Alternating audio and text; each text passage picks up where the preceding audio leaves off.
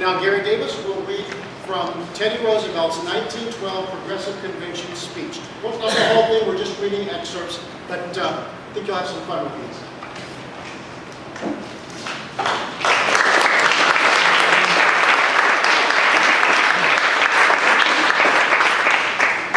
The prime need today is to face the fact that we are now in the midst of a great economic revolution.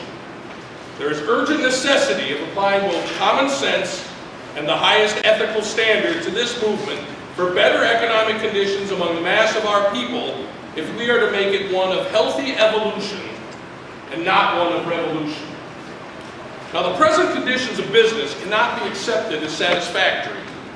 There are too many who do not prosper enough, and of the few who prosper greatly, there are certainly some whose prosperity does not mean well for the country. Rational progressives, no matter how radical, are well aware that nothing the government can do will make some men prosper.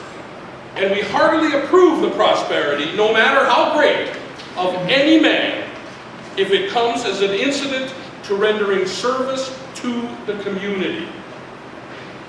But we wish to shape conditions so that a greater number of the small men who are decent, industrious, and energetic shall be able to succeed, and so that the big man who is dishonest shall not be allowed to succeed at all.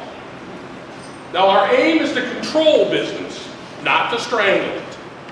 And above all, not to continue a policy of make-believe strangle toward big concerns that do evil, and constant menace toward both big and little concerns that do good. Our aim is to promote prosperity and then to see to its proper division. We do not believe that any good comes to anyone by a policy which means destruction of prosperity, for in such cases it is not possible to divide it because of the very obvious fact that there would be nothing to divide. Now, we wish to control big business so as to secure, among other things, good wages for the wage workers and reasonable prices for the consumers. Wherever in any business the prosperity of the businessman is obtained by lowering the wages of his workmen and charging an excessive amount to the consumers, we wish to interfere and stop such practices. We will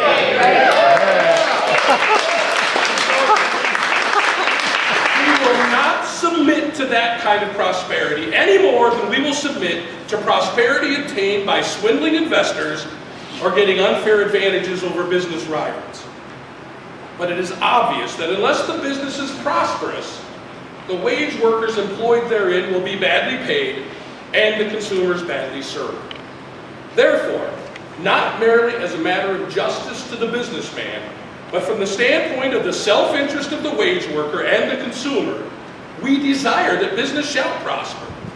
But it should be so supervised as to make prosperity also take the shape of good wages to the wage worker and reasonable prices to the consumer. While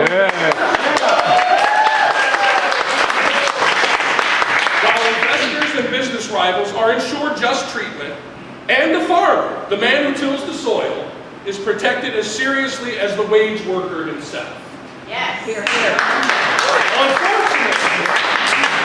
Unfortunately, those dealing with this subject have tended to divide it into two camps, each as unwise as the other. Now, one camp has fixed its eyes only on the need of prosperity, loudly announcing that our attention must be confined to securing it in bulk, and that the division must be left to take care of itself.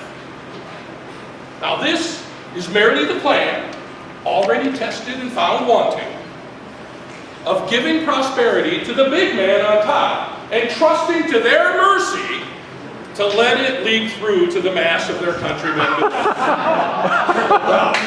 which in effect means that there shall be no attempt to regulate the ferocious scramble in which greed and cunning reap the largest rewards.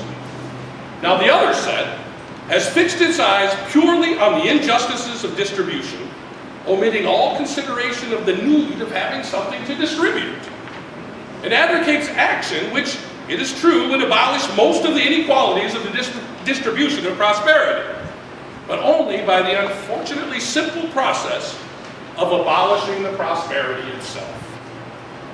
This means merely that conditions are to be evened, not up, but down, so that all shall stand on a common level where nobody has any prosperity at all. Now, the task of the wise radical must be to refuse to be misled by either set of false advisors. He must both favor and promote the agencies that make for prosperity, and at the same time, see to it that these agencies are so used as to be primarily of service to the average man. Now, working women have the same need to combine for protection that working men have. Yay! The balance is as necessary for one as for the other. We believe there should be equality of right, and therefore we favor women's suffrage.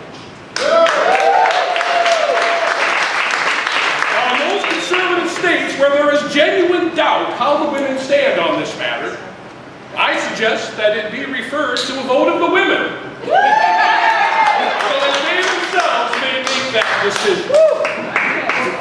Now, again and again, while I was president from 1902 to 1908, I pointed out that under the antitrust law alone, it was neither possible to put a stop to business abuses, nor possible to secure the highest efficiency in the service rendered by business to the general public.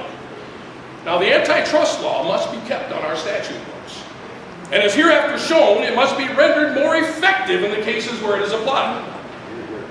But to treat the antitrust law as an adequate or as by itself a wise measure of relief and betterment is not a sign of progress, but of Toryism and reactionism. Now, it has been of benefit so far as it has implied the recognition of a real and great evil, and the at least sporadic application of the principle that all men alike must obey the law.